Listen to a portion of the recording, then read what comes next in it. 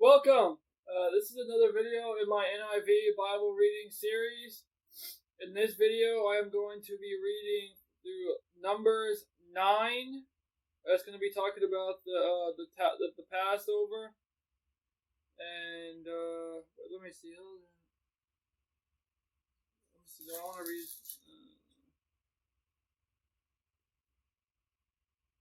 Okay, never mind.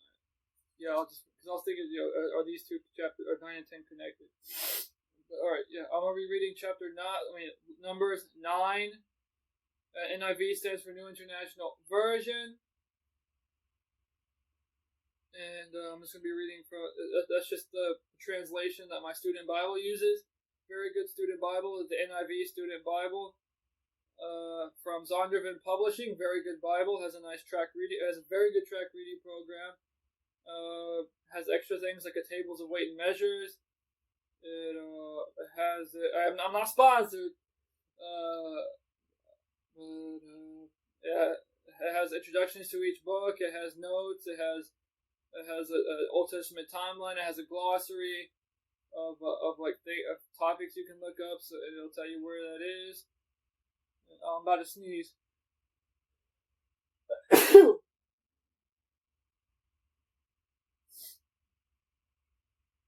Alright. I think I'm getting sick. But anyway. Yeah, I'm gonna get into this. Might sneeze a little bit more. If I feel a sneeze in my coming on. What? This man's teasing me. Alright. The Passover. That's just a heading. That's that my student Bible uses. Alright. The Lord spoke to Moses in the desert of Sinai in the first month of the second year after they came out of Egypt. He said, "Have the Israelites celebrate the Passover at the appointed time. Celebrate it at the appointed time at twilight on the 14th day of this month, in accordance with all its rules and regulations." So Moses told the Israelites to celebrate the Passover, and they did so in the desert of Sinai at twilight on the 14th day of the first month. The Israelites did everything just as the Lord commanded Moses.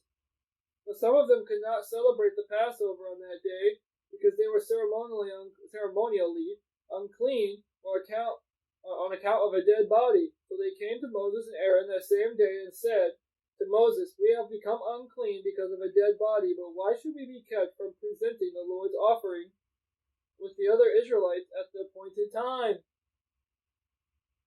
Moses answered them, "Wait until I find out what the Lord commands concerning you." Then the Lord said to Moses, "Tell the Israelites, when any of you or your descendants are unclean because of a dead body or are away on a journey, they may still celebrate the Lord's Passover.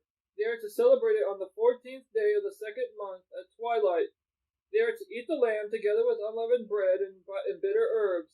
They must not leave any of it till morning or break any of its bones.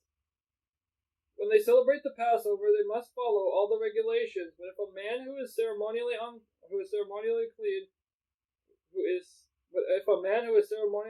and not on a journey fails to celebrate the Passover, that person must be cut off from his people because he did not present the Lord's offering at the appointed time.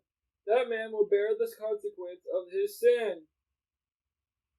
An alien living among you who wants to celebrate the Lord's Passover must do so in accordance with his rules and regulations. You must have the same regulations for the alien and the native born."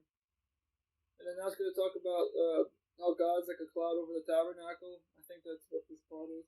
On the day the tabernacle for the tent of meeting of the testimony was set up, the cloud covered it. From evening till morning, the cloud above the tabernacle looked like fire. That is how it continued to be. The cloud covered it, and at night it looked like fire. Whenever the cloud lifted from above the tent, the Israelites set out. Wherever the cloud settled, the Israelites encamped. At the Lord's command, the Israelites set out, and at this command they encamped. As long as the cloud stayed over the tabernacle, they remained in camp. When the cloud remained over the tabernacle a long time, the Israelites obeyed the Lord's order and did not set out. Sometimes the cloud was over the tabernacle only a few days, and at the Lord's command they would encamp, and then at His command they would set out. Sometimes the cloud stayed only from evening till morning, and when it lifted in the morning, they set out. Whether by day or by night, whenever the cloud lifted, they set out. Whether the cloud stayed over the tabernacle for 2 days, or a month, or a year, the Israelites would remain in camp and not set out. But when it lifted, they would set out. At the Lord's command, they encamped, and at the Lord's command, they set out. They obeyed the Lord's order in accordance with His command through Moses.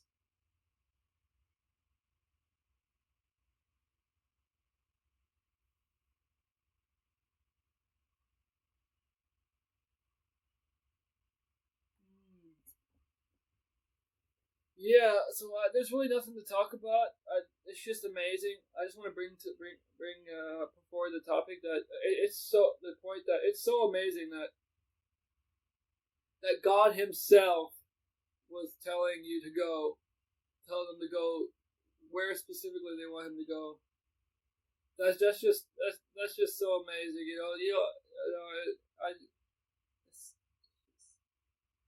Nobody else at that time had that. That's just so amazing. That's so amazing.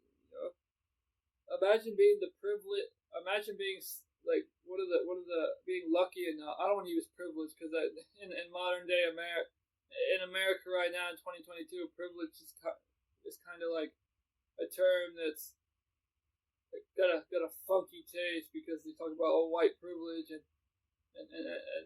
all this stuff is used within the woke. It's part of the woke vocabulary. But I'll try and use another word. So let's see. Lucky, I guess maybe not lucky because it's sovereignty. It's God's sovereignty. But basically, to be among. Imagine being one of the people on earth that had the true God, the creator of the universe, among them, just saying, "Hey, we're going to go this way, or we're going to go that way." That's fresh.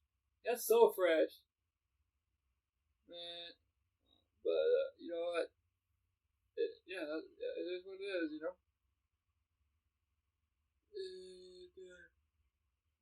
Well, all the other nations around them were either worshiping false gods. At best they were worshiping just a statue, that did nothing. At worst they were worshiping a demon.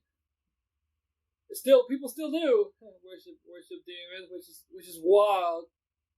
Seeing that if you read the Bible at all, you know that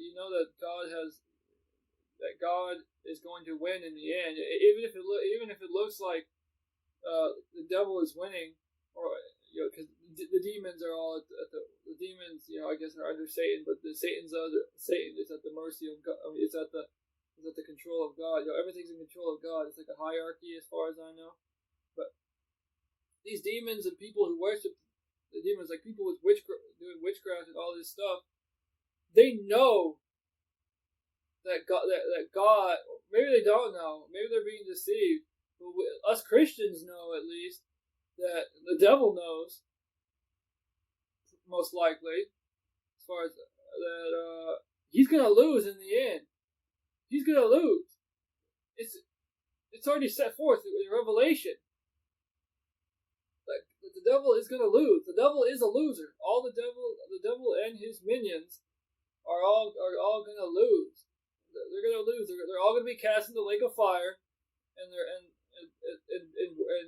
suffer for all eternity in the end.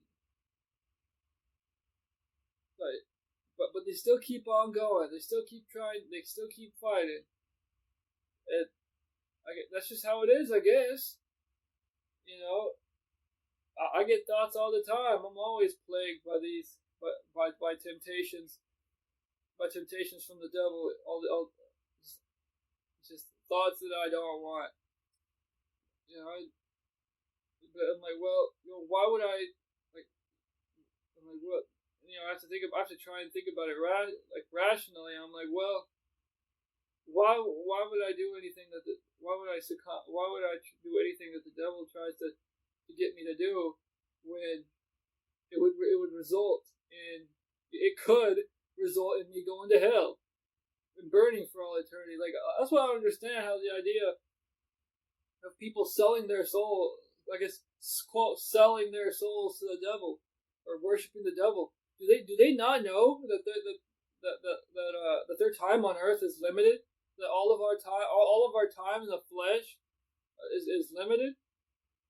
That once they die, unless God saves them and turns them away from their evil practices, they're going to go to hell. And during the Revelation times at the end, they're going to have resurrected bodies, but they're going to be in the lake of fire. Those resurrected bodies are going to be in the lake of fire forever, for all eternity. And they're all just going to suffer forever for what?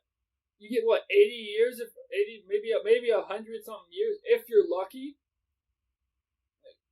It just doesn't make rational sense for people to go towards the devil. I know the devil has his influences. The devil whispers in your ear. The devil whispers in my ear. But I just have to think about it. I always think of the Holy Spirit. I'm like, Holy Spirit, help me. Holy Spirit, help me out. God, help me out. I pray every day that God that God keeps me steadfast, keeps me on a short leash, and doesn't let me go astray, doesn't harden my heart. And the viewer watching, you should do the same thing, because we're all at the mercy of God. And that's just how it is. Because you could sell your soul to the devil and get monetary gains, sure. I mean, I know there's a big debate on whether you could actually sell your soul or not. I know Isaiah Salvidar says, made a point, is like, your soul belongs to God. Your soul does not belong. Our souls do not belong to ourselves.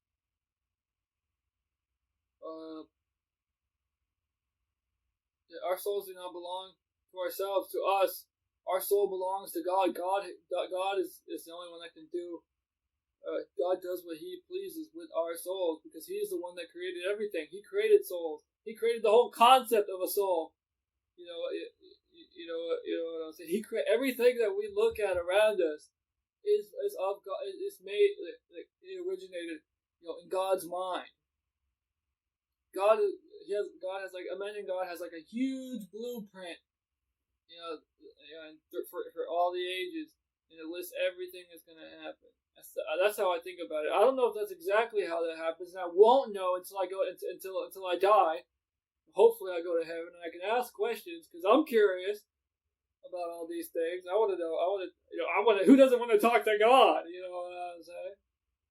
But while we're in the flesh, there's only so much we can understand or know or understand. But yeah, I hope all. I don't know, because you can also say that couldn't God give our souls to the devil if you want, give our souls away to the devil? And I'm like, well, my answer to that is I don't know. Either way, I pray that doesn't happen to me. I pray that God does not allow my soul to be given to the devil. I pray that He doesn't let me fall to the smooth words of the devil. Because you have to understand, the devil has had a lot longer than each of us, to perfect his persuasion tactics.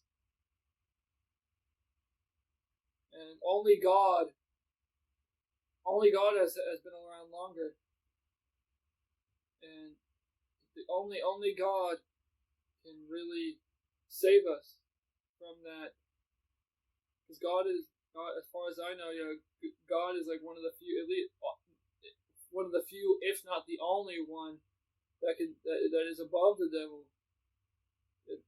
And that's just how it is. Man cannot defeat the devil. That's just how it is.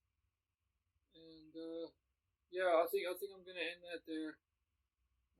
Stay strong. Stay strong. You know, if you're not if you haven't came to Christ, please, I urge you to come to Christ. Pray for it. Pray that he gives you the gift of faith. That he allows you to be a believer, and that he'll save you, because he's the only one that can. But anyway, I'm gonna end it here.